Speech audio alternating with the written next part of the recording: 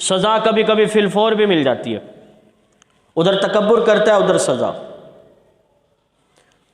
ایک آدمی کہنے لگا، لوگ بیٹھے ہوئے تھے ایسے، اس نے کہا 13 سال ہو گئے میری تکبیر اولیٰ کبھی قضا نہیں ہوئی۔ کیا قضا نہیں ہوئی؟ اور کتنے سال ہو گئے؟ تکبیر اولیٰ، یعنی ادھر امام اللہ اکبر کہے 13 سالوں میں کبھی ایسا نہیں ہوا کہ میں ادھر پیچھے پھر رہا ہوں، میں امام کے ساتھ فوراً کہتا ہوں، اور اس کا بڑا ثواب ہے۔ ہمارے بعض لوگ آئے بھی کھڑے ہوتے ہیں لیکن وہ سیٹ کرتے رہتے ہیں، تکبیر اولیٰ میں شامل نہیں ہوتے، نہیں، جیسے امام اللہ اکبر ختم ہو فوراً آپ بھی کہتے ہیں، ساتھ نہیں۔ اس نے کہا 13 سال ہو گئے مجھے، میری تکبیر اولیٰ کبھی قضا نہیں ہوئی، اور یہ لہجے میں خمار تھا، لہجے میں تکبر تھا۔ اب کہنے لگے چلو آؤ عصر کی نماز پڑھ کے آتے ہیں۔ باہر نکلے تو لوگ جماعت کے ساتھ نماز پڑھ کے واپس آ رہے تھے۔ نہیں سمجھ آئی؟ نہیں آئی آپ کو سمجھ؟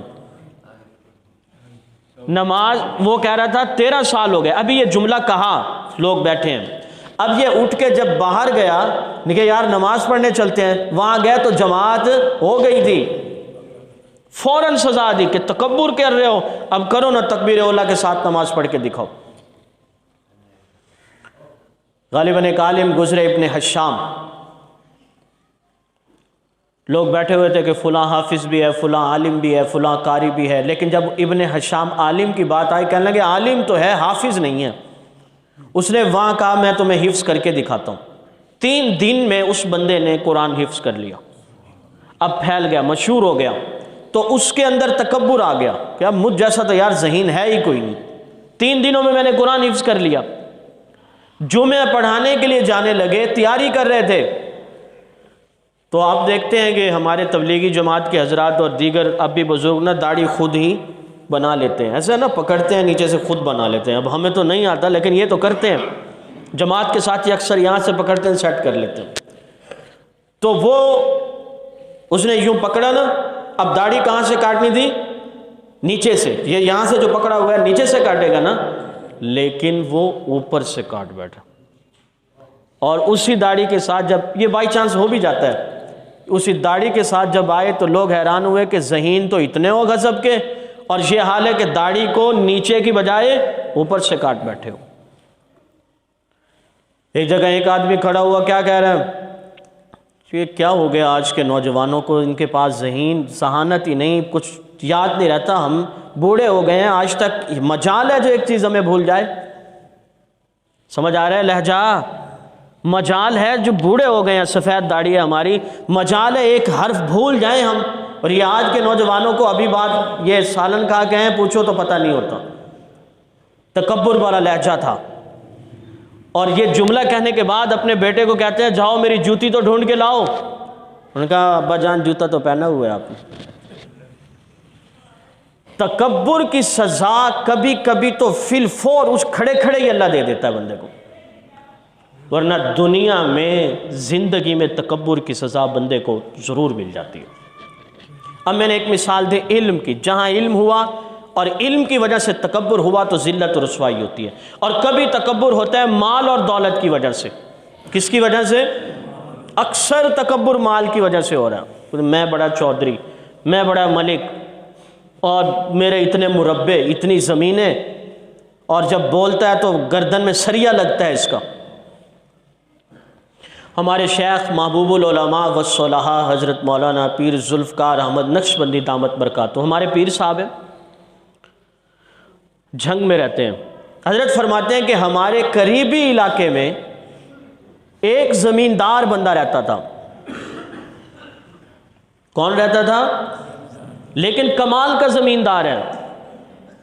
آپ مربعوں کی باتیں کرتے ہیں، حضرت فرماتے ہیں اس کی زمین اتنی تھی کہ جب گاڑی ٹرین چلتی تو پہلا اسٹیشن اسی کی زمین میں، دوسرا اسٹیشن بھی اسی کی زمین میں، اور تیسرا اسٹیشن بھی اسی کی زمین میں آتا تھا۔ اتنا بڑا زمیندار۔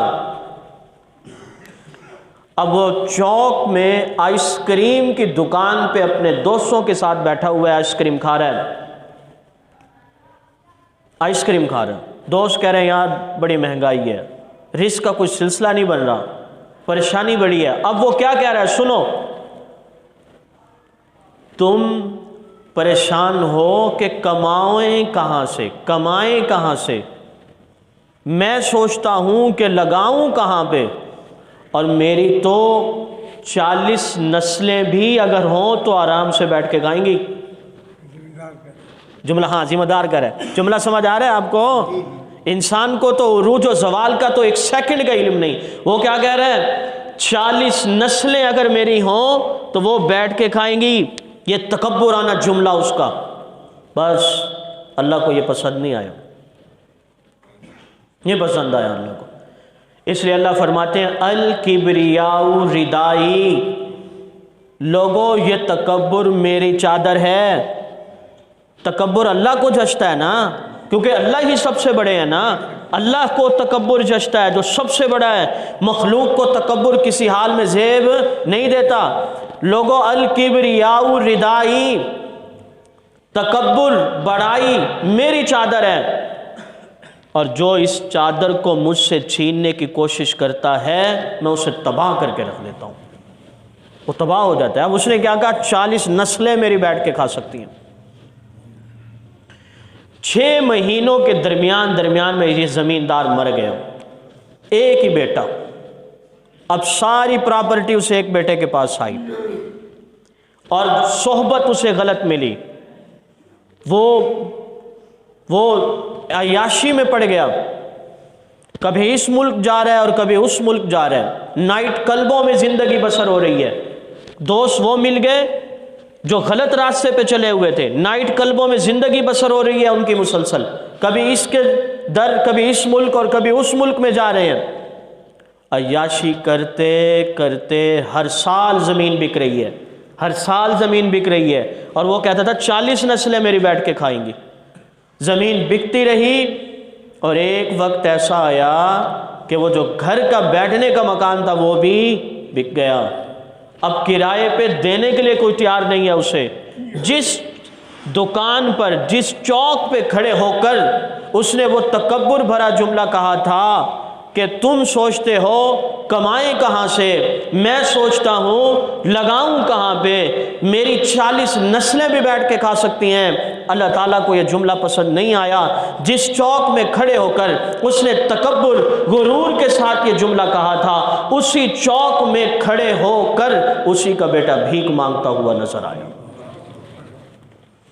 مولانا ظفر علی خان نے کہا تھا نہ جا اس کے تحمل پہ کہ بے ڈھب ہے پکڑ اس کی،